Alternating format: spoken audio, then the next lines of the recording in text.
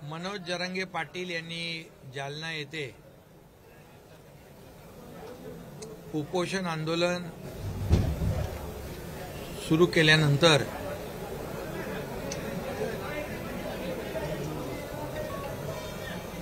त्यांच्या उपोषणाची आंदोलनाची दखल घेऊन किंबहुना त्यांची जी मागणी होती की जे महसुली किंबहुना इतर ज्या काही नोंदी निजामकालीन नोंदी ज्या आहेत त्या नोंदी जुन्या नोंदी ज्यांच्याकडे असतील त्यांना कुणबी दाखला दिला पाहिजे अशा प्रकारची मागणी त्यांची होती। त्याप्रमाणे आज कॅबिनेटच्या बैठकीमध्ये एक आम्ही निर्णय घेतला की ज्यांच्याकडे महसुली शैक्षणिक किंवा इतर ज्या नोंदी निजामकालीन नोंदी ज्या असतील त्यांना कुणबी दाखले दिले जातील आणि त्यासाठी जी कार्यपद्धती आहे किंबहुना त्याची पडताळणी आहे हे देखील करण्यासाठी एक निवृत्त न्यायाधीश साहेबांची एक कमिटी देखील आज गठीत केली। त्याच्यामध्ये 5 सदस्यांची कमिटी आहे। निवृत्त न्यायाधीश संदीप शिंदे आणि इतर आपले अधिकारी अशी 5 लोकांची समिती गठीत केलेली आहे आणि एकंदरीत ज्या काही नोंदी पूर्वीच्या महसुली शैक्षणिक इतर नोंदी ज्या निजामकालीन आहेत याची तपासणी करणं पडताळणी करणं आणि त्याचा एक एसओपी तयार करणं यासाठी ही कमिटी काम करेल आणि या कमिटीला पूर्वी जी आपली एक समिती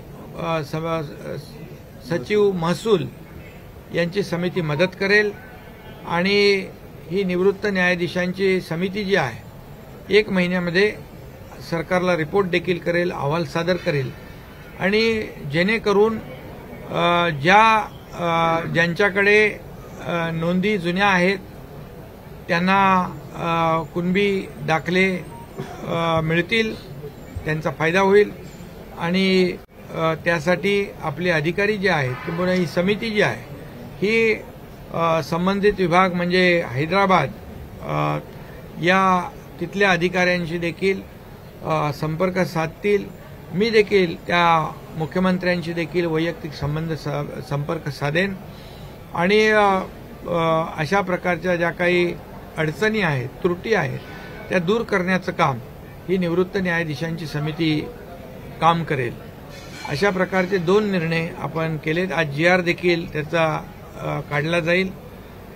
ज्यांच्याकडे जुन्या नोंदी आहेत निजामकालीन त्यांना कुणबी दाखले देण्याचा GR देखील काढला जाईल आणि ही निवृत्त न्यायाधीशांच्या अध्यक्षतेखाली जी कमिटी आहे ती देखील या ठिकाणी गठीत करण्याचा निर्णय घेतलेला आहे। माझं एवढीच विनंती आहे मनोज जरांगे पाटील यांना की ते मराठा समाजाला आरक्षण मिळावं ही भावना मनामध्ये ठेवून गेले अनेक वर्ष या ठिकाणी त्यांनी आंदोलनं केलेली आहेत। मी देखील त्यांच्याशी वेळोवेळी संपर्क साधलेला आहे आणि आता देखील मी काल परवा देखील त्यांच्याशी बोललो।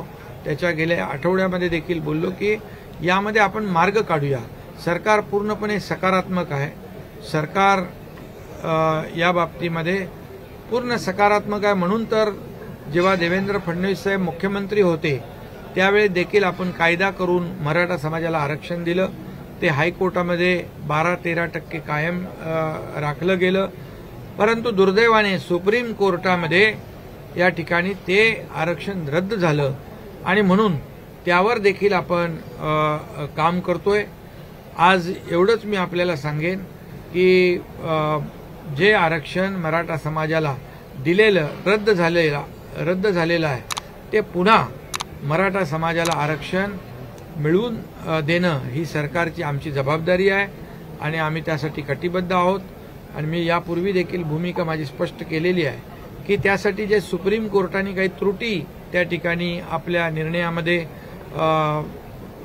दाखवलेल्या आहेत, ज्या काही म्हणजे मराठा समाज मागास सामाजिक आर्थिक मागास हे आपल्याला ज्या पद्धतीने प्रेझेंट करायला पाहिजे होतं त्यावेळेस दुर्दैवाने तशा प्रकारचं काम झालं नाही आणि त्यामुळे मी आता त्या कुणावर टीका करू इच्छित नाही, परंतु आज जे कोणी टीका करतायत त्यांच्या काळामध्येच हे आरक्षण मराठा समाजाचं रद्द झालेलं आहे हे आपल्या सगळ्यांना माहीत आहे आणि म्हणून मी टीका न करता मराठा समाजाला आरक्षण मिळालं पाहिजे ही भूमिका स्पष्टपणे आमच्या सरकारची आहे आणि त्यासाठी जी काही प्रक्रिया करायची आहे कायदेशीर न्यायालयीन लेखीन टास्क फोर्स आपण केला आहे.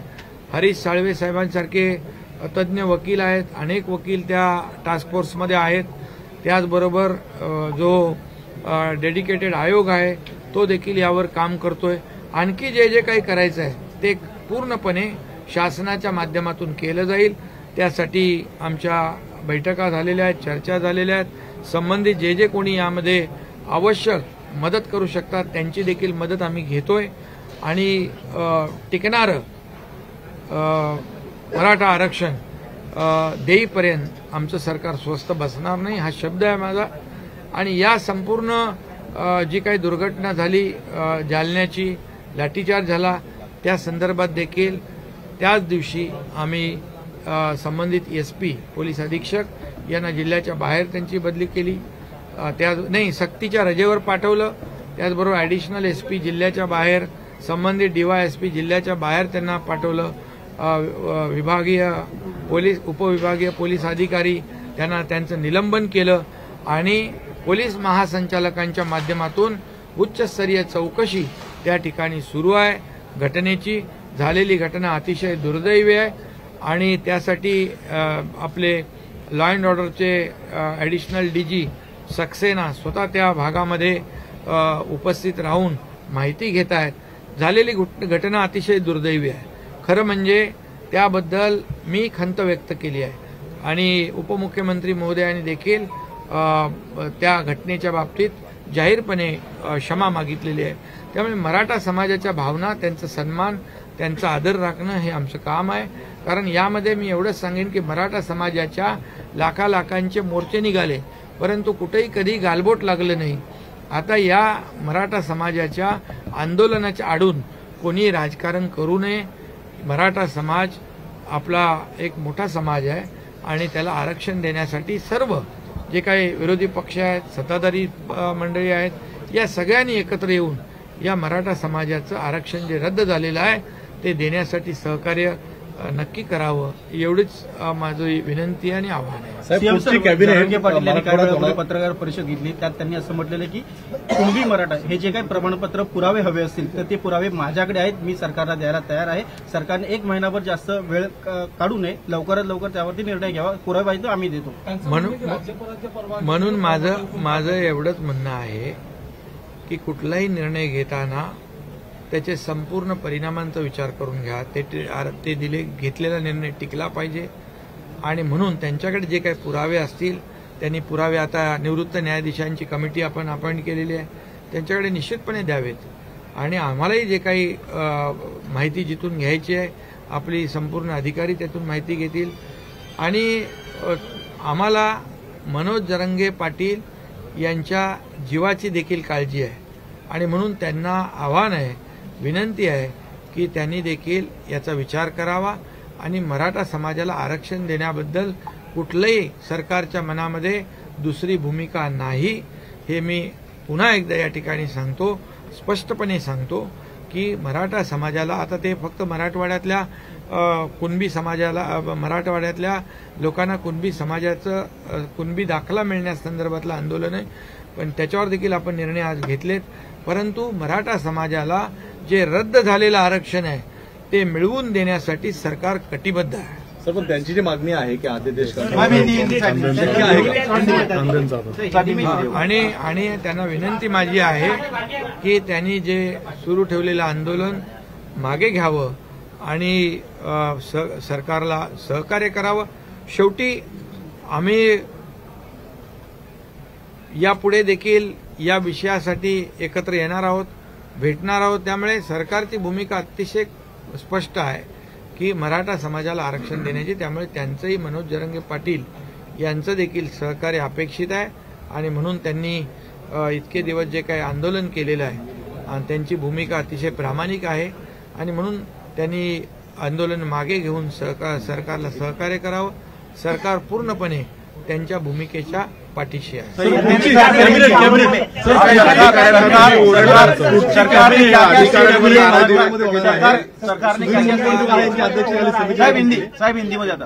आज की कैबिनेट बैठक में जालना में जो मनोज जरंगे पाटिल मराठा समाज के कार्यकर्ता उन्होंने आंदोलन शुरू किया है, वो अनशन पे बैठे हैं और उसकी चिंता सरकार को है. इसीलिए उन्होंने आंदोलन पीछे लेकर हॉस्पिटलाइज होना, उपचार लेना, इसके लिए हमारे मंत्री जी वहां गए थे, उन्होंने भी कोशिश की.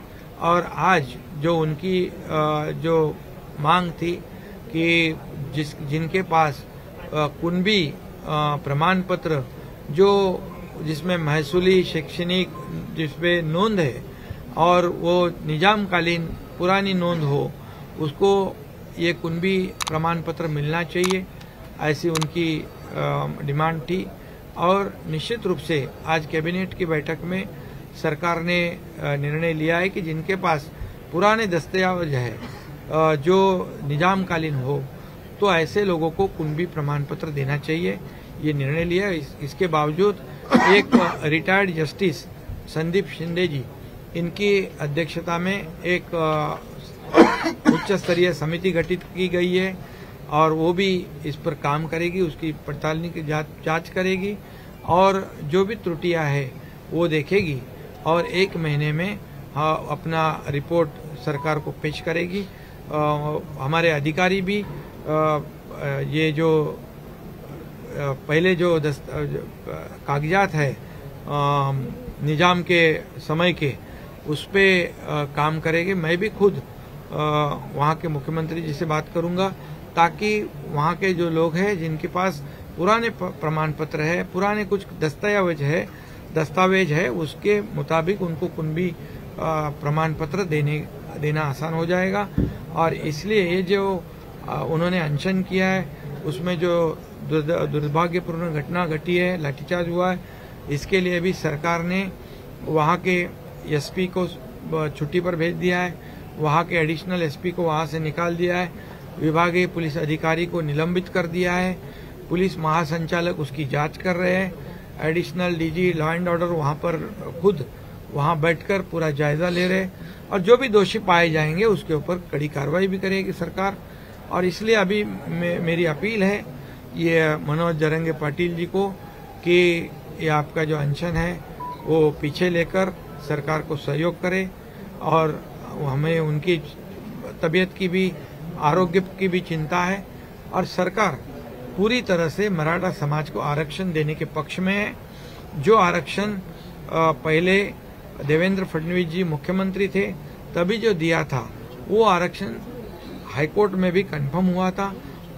दुर्भाग्यपूर्ण घटना सुप्रीम कोर्ट में जब हुआ तब सुप्रीम कोर्ट ने उसको खारिज किया है. उसे फिर से मराठा रिजर्वेशन देने के लिए सरकार कटिबद्ध है. सरकार पूरी तरह, सरकार की भूमिका साफ है और इसलिए जो भी करना पड़े प्रक्रिया वो सरकार करेगी. कांद्याचं जे आज कॅबिनेट मध्ये आज हाही निर्णय घेतला की कांद्याचं जे अनुदान आहे जवळपास 4,65,000 शेतकऱ्यांना देण्याचं, 350 रुपयाप्रमाणे जवळपास 400 कोटी रुपये त्यांना देण्याचा निर्णय आज सरकारने घेतला आणि एका क्लिकवर सर्व शेतकऱ्यांच्या खात्यामध्ये ते पैसे जमा करण्याचा निर्णय घेतला. शेतकऱ्यांना आता पैसे मिळतील आणि शेतकऱ्यांना देखील आम्ही दिलेला शब्द जो आहे हा पाळलेला आहे, त्यांना दिलासा मिळेल. त्याचबरोबर जे आता काही ठिकाणी पाऊस कमी पडतोय, शेतकरी चिंतित आहेत आणि शेतकरी त्याबाबतीत देखील कॅबिनेटमध्ये चर्चा झाली. शेतकऱ्यांना सरकार वाऱ्यावर सोडणार नाही. शेतकऱ्यांना जे काही आता सध्या संकटात आहे आणि ज्या माध्यमातून त्यांना मदत करता येईल सरकार पूर्णपणे मदत करेल आणि शेतकऱ्यांच्या पाठीशी सरकार उभं राहील. मराठवाड्यात होणारे समिती गठीत पुढची कॅबिनेट मिटिंग मुनगंटीवारांची समिती गठीत केली पुढची कॅबिनेट. पुढची कॅबिनेट जी आहे ती संभाजीनगरला मराठवाडा मुक्ती संग्रामचं अमृत महोत्सवी वर्ष आहे आणि ती सुधीर मुनगंटीवार यांच्या अध्यक्षतेखाली एक कमिटी देखील गठीत केलेली आहे की मराठवाडा मुक्ती संग्राम जो आहे हा इतिहास आहे आणि म्हणूनच यावर्षी त्या ठिकाणी कॅबिनेट होईल आणि मराठवाड्यासाठी जे जे मोठे निर्णय चांगले निर्णय मराठवाड्यातल्या जनतेसाठी जे घेता येतील ते सरकार त्या ठिकाणी घेईल. मराठवाड्याला मोठ्या प्रमाणावर दिलासा देण्याचं काम सरकार करेल कारण मराठवाड्यातल्या लोकांचा मोठा त्याग या ठिकाणी आहे तो विसरणार नाही आणि त्यांच्याबरोबर सरकार पूर्णपणे पाठीशी खंबीरपणे उभा आहे. त्या बाबतीत आजही आजच्या कॅबिनेटमध्ये सविस्तर चर्चा झालेली आहे. लोकशाही चॅनलवरती गुन्हा दाखल झालेला आहे आणि सायबरसाठी सुद्धा 837 कोटी रुपयाचा प्रकल्प जो आहे राज्य सरकारने निर्णय घेतला. सायबर क्राईममध्ये मोठ्या प्रमाणावर होत असलेली वाढ लक्षात घेऊन त्याच्यामध्ये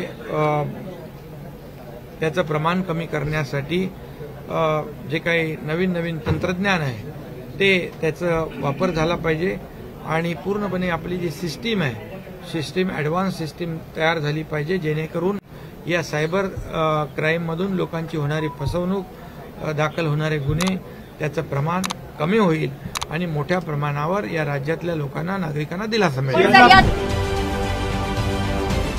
राजकारणातील प्रत्येक अचूक बातमीचे सर्वात आधी अपडेट्स मिळवण्यासाठी सरकारनामाच्या सर्व सोशल मीडिया प्लॅटफॉर्मला लाईक, फॉलो आणि सबस्क्राईब करा. तसंच सर्व नोटिफिकेशनसाठी बेल आयकॉन प्रेस करायला विसरू नका.